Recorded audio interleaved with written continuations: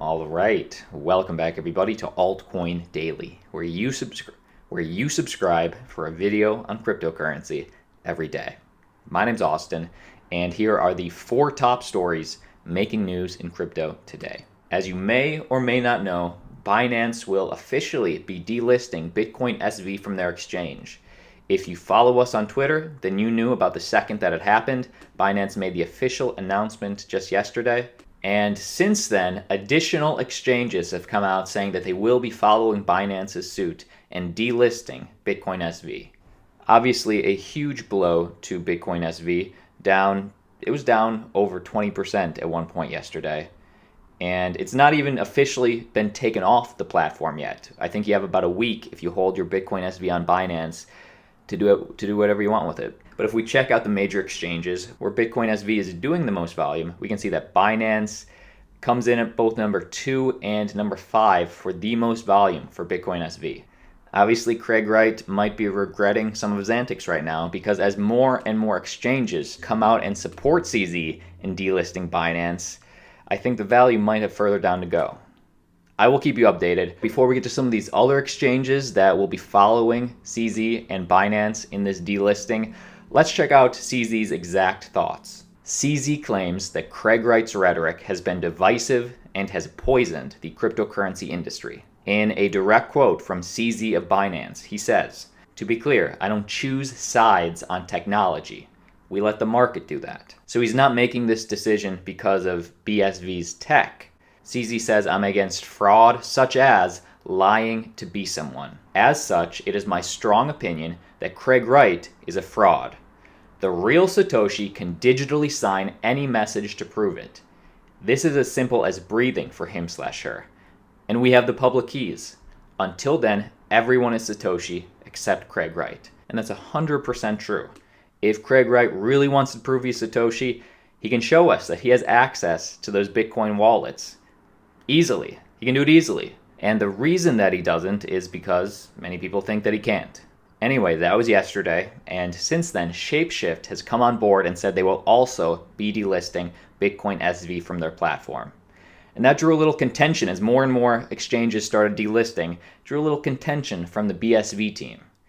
The announcement drew a negative response from some community members, with one commenter saying, "This action by you smacks of PayPal cutting off WikiLeaks back in the day. As a BTC maximalist, it goes against what Bitcoin stands for." And what he's referencing is that back in 2010, payment services company PayPal froze WikiLeaks account, claiming that it was in violation of PayPal's terms of service. And many people are saying then, CZ, he's no better than any centralized entity such as PayPal, which is why we got into the crypto space to get away from things like PayPal. In my opinion, I've sort of changed my tune on this a little bit. I don't like Bitcoin SV. I would never hold Bitcoin SV. And at one point, I said that CZ should just let the market decide. But honestly, there's a reason that the top exchanges don't list the bottom half of these cryptocurrency poop coins. And you know what? We also have decentralized exchanges. So if you want a totally free market, that's why we have decentralized exchanges.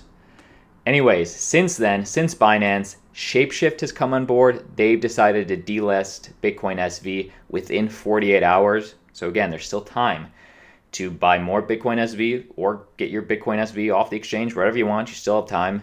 And then Kraken put out a community poll with the majority of their users saying yes, BSV is toxic, get it off the exchange. It looks like they may follow, no official word yet. And then, of course, if you follow us on Twitter, then you know that Tyler Winklevoss already tweeted, "Just in breaking news, Gemini never listed BSV in the first place." What do you think? Sort of a gang up on BSV, or is it warranted? Let me know down below. But in a totally reverse change of pace, while every other exchange is delisting Bitcoin SV, SBI delists Bitcoin Cash and keeps BSV, while everybody else is doing the opposite. Japanese financial services giant SBI Holdings will delist BCH, Bitcoin Cash, from its cryptocurrency exchange in June of this year. And these guys have a lot of the Asian market, so I think this will definitely affect, Roger Ver isn't happy about this, obviously. It's a big market. And why are they choosing Bitcoin, or why are they choosing BCH instead of BSV? As Cointelegraph reported, Kyoto, the founder of that exchange, apparently has a connection with the BSV founder, with Wright having revealed their close relationship in a tweet in January, demonstrating that he and the founder of SBI spent time together, and claims that he treats Katayo as a friend and a man I respect a lot. So it's who you know. Until we get more decentralized exchanges, of course. 2 more pieces of news. Bitcoin could hit $1 million in under a decade, says PayPal director. The newest member of PayPal's board of directors says that Bitcoin could cross $1 million in 7 to 10 years. So he even says in the next decade, this potentially might happen. In recent commentary, Wentz Surveys explained that Bitcoin's odds of succeeding and remaining the leading cryptocurrency are above 50%. So you're telling me there's a chance? Wow, this could be a future where PayPal accepts some sort of cryptocurrency add-on on their platform. Very interesting. Bitcoin is a fascinating experiment, but it's still just that, an experiment.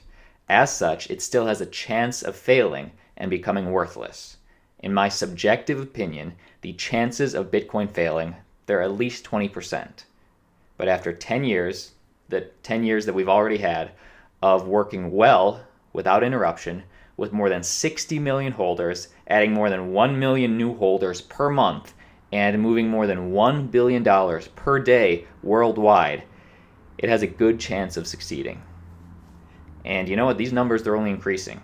And when the PayPal director says that Bitcoin is an experiment, there's a part of me that understands what he's talking about, because way back in the day, gold was an experiment. People weren't really sure if gold had value way back in the day.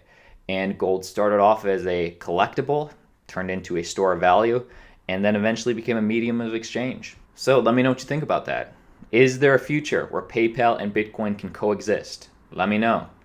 Last piece of news before we refresh and check out where we are this morning in the crypto market. Industry execs expect Bitcoin to be an escape hatch in the impending global recession. A recession is coming, eventually. I mean, the traditional markets have only seen growth in the last 10 years since Bitcoin's existence. So whether that's next year or 5 years from now, Bitcoin's really never seen a traditional economy go through a recession or even a depression.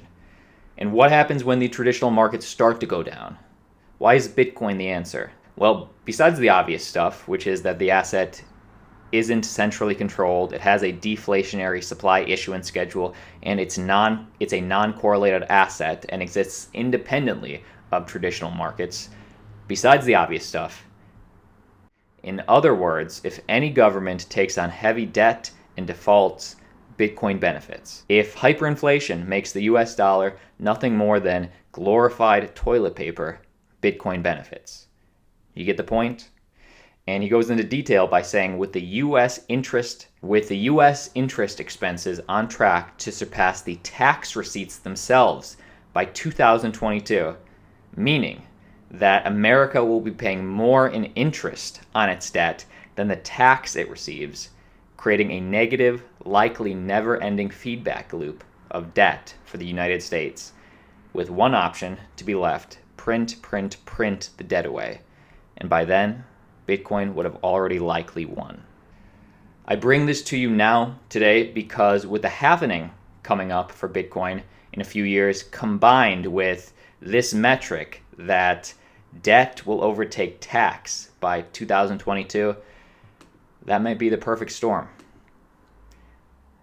Now's the time to accumulate. If we take a look at the markets, nothing significant has changed. When something does change, we will always let you know. But that's the video today. All right, have a great day, team. My name's Austin, and I'll see you tomorrow.